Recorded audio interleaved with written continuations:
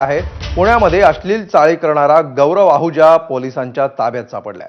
गौरव आहुजाचे माफी मागतानाचे exclusive video माझाच्या हाती आलेले आहेत।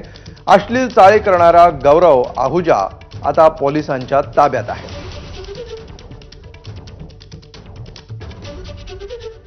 अधिक माहिती घेऊया, आमचे प्रतिनिधी मंदार गोंजारी सध्या आपल्या सोबत आहे। मंदार, अखेर या तरुण पोलिसांच्या ताब्यात आल्याचं कळतंय, काय नेमके अपडेट्स आहेत याबाबत?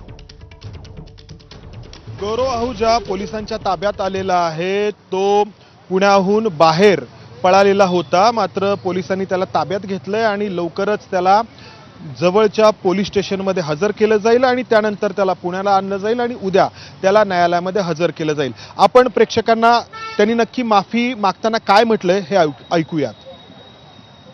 हो, हाजीर होणार आहे, विनंती करतो प्लीज माझे कुठलेही फॅमिली मेंबरला त्रास देऊ नका। मी गौरव आहुजा, राहणार पुणे। काल माझ्याकडून जे पब्लिकमध्ये कृत्य झालं होतं ते खूप चुकीचं होतं आणि मी मनापासून माफी मागतो। संपूर्ण जनता व पोलीस डिपार्टमेंट आणि शिंदे साहेबांना मनापासून माफी मागतो। मला माफ करा आणि मला एक चान्स द्या। सॉरी।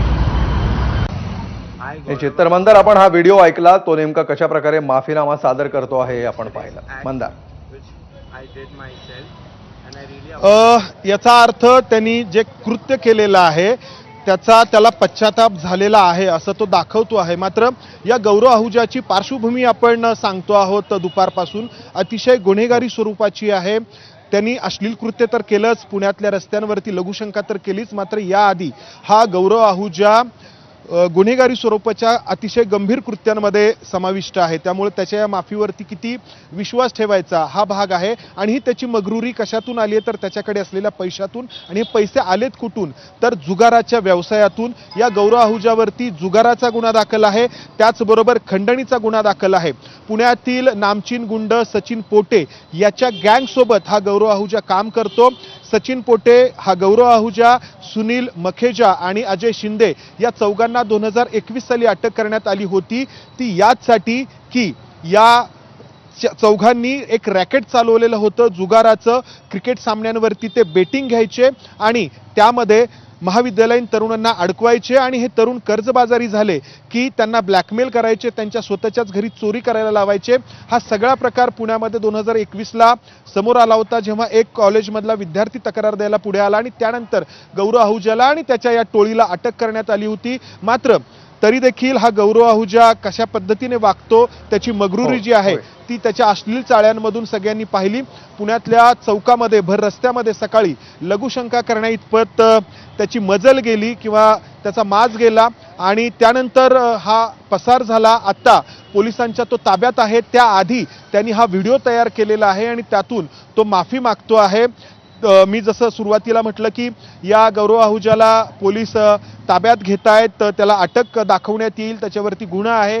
त्याच्या सोबत असलेल्या त्याच्या मित्राला याच्या आधीच अटक करण्यात आलेली आहे। या गौरव आहुजाला देखील पुण्यामध्ये आणलं जाईल, त्याची वैद्यकीय तपासणी केली जाईल आणि उद्या त्याला न्यायालयामध्ये हजर केलं जाईल। मात्र या निमित्ताने हा गौरव आहुजा, त्याचा वडील मनोज आहुजा यांची गुन्हेगारी पार्श्वभूमी समोर आलेली आहे। तर याबद्दल पोलीस काय कारवाई करतात हे महत्त्वाचे। अर्थात न्यायालयाने त्याला जामीन दिलेला आहे, मात्र हा गौरव आहुजा काय करतो हे आपण आजच्या या व्हिडिओमध्ये पाहिलं।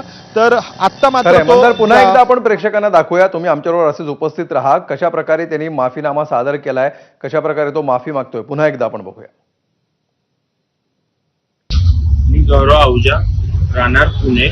काल माझ्याकडून जे पब्लिकमध्ये कृत्य झालं होतं ते खूप चुकीचं होतं आणि मी मनापासून माफी मागतो।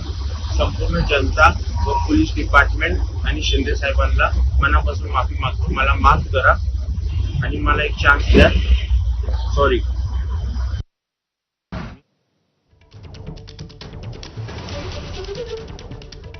तर मला माफ करा, मला पुन्हा एकदा चान्स द्या, अशा प्रकारची माफी त्यांनी मागितलेली आहे। मात्र त्याच्यापूर्वी त्याचं जे कृत्य होतं ते पुण्यातल्या भर चौकामध्ये, शास्त्रीनगर चौकामध्ये त्यांनी हा सगळा प्रकार केलेला होता आणि दिवसभर हा प्रकार गाजतो आहे। मंदार, इथून पुढे आता काय कारवाई होऊ शकते आणि केवळ ह्या कृत्याच्या निमित्ताने त्याचा मागचा पूर्ण कच्चा चिठ्ठा त्याचा आणि त्याच्या वडिलांचा सुद्धा समोर आलेला आहे? कारवाई तर पोलीस त्याच्यावरती ज्या कलमांच्या अंतर्गत गुन्हा दाखल आहे त्यानुसार करतील, परंतु प्रश्न आहे की याच्या आधी देखील त्याच्यावरती गुन्हा दाखल होता, न्यायालयाने जामीन दिला, तो बाहेर आला, तो त्याचा कायदेशीर अधिकार झाला. मात्र त्यानंतरची जी मगरुरी आहे ती सकाळी पाहायला मिळाली, जेव्हा भर रस्त्यामध्ये हा दारू पीत बसलेला होता. स्थानिकांनी हटकलं, स्थानिकांना त्याची लाज वाटली, तेव्हा उलट मगरुरीमध्ये त्यांनी त्या स्थानिकांकडे पाहून आणखी अश्लील चाळे केले, चौकामध्ये उतरून लघुशंका केली. हा सगळा प्रकार जो आहे तो पुण्यामध्ये घडला. तर एका बाजूला तो माफी मागतो आहे, मला एक चान्स द्या असं म्हणतोय, मात्र हे त्याचं काही पहिलं कृत्य नाहीये. त्याच्या आधी देखील त्यांनी गंभीर स्वरूपाचे गुन्हे केलेले आहेत, किंबहुना एका गुन्हेगारी टोळीचा तो सदस्य आहे.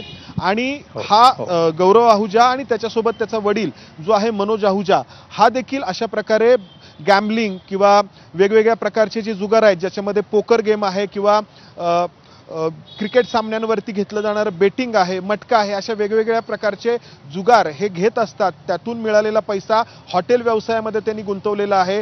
एका हॉटेलच्या समोर काही वेळापूर्वी आंदोलन देखील करण्यात आलं होतं. तर या सगळ्या अशा या सिंडिकेटला किंवा या टोळीला कसा आवर घालायचा हा प्रश्न आहे. अर्थात हे सगळं कायद्याने करावं लागणार आहे. आरोपी कायद्यातूनच पळवाट शोधत असतात, मात्र पळवाट शोधून बाहेर आल्यानंतर त्याचं वागणं जे आहे ते पुणेकरांनी पाहिलेलं आहे. त्यामुळं आत्ता जरी त्याच्यावरती पोलीस त्याच्या मागे आहेत, त्याला पकडण्याचा प्रयत्न करतायत, हे पाहून जरी त्यांनी माफी मागितलेली असली किंवा दाखवतो आहे की मला झालेल्या कृत्याचा खरंय मंदार, होतो आहे, काही वेळासाठी तुला थांबवतो आहे. आपल्याबरोबर पुण्यामध्ये काँग्रेसचे नेते रवींद्र धंगेकर सध्या फोन लाईनवरून जॉईन झालेले आहेत. धंगेकरजी, या गौरव आहुजाला पोलिसांनी ताब्यात घेतल्याचं कळत आहे आणि तो माफी मागतो आहे, मला एक संधी द्या असं म्हणतो आहे. मात्र सकाळचा जो सर्वांनाच डोक्यात तिडीक जाणारा प्रकार होता तो पण आपण बघितलेला आहे.